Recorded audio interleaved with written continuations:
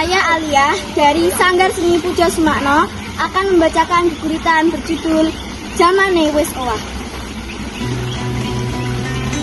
Jamane Wis Owah dening Ani MS.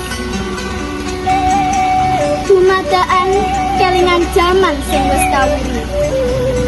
Nalika cahya rembulan durung kesilep kencar-kencare merdu. Waktu iku padha ngarep-ngarep tekane wengi. Sebab banjur bisa nonton ketoprak terusake critane wingi. Seri boko seri bisa kanggo nglipur ati.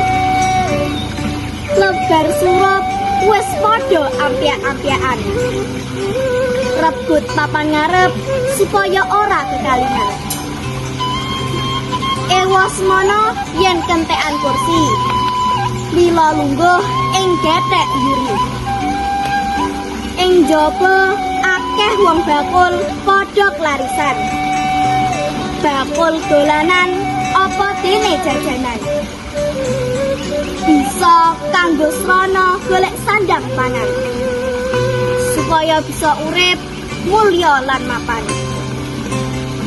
Nanging saiki kahanan kaya mengkono wis ora ana.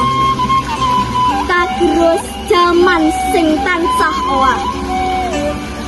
Kasilep eloke digital kang nguasani jaman. Ketoprak tobong wis ora nate kasuguhake.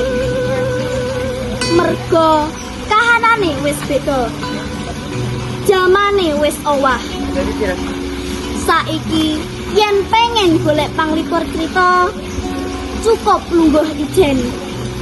Bisa weruh donya ngendi wae lan apa wae. Liwat kaca cilik sing cukup kapijet biji.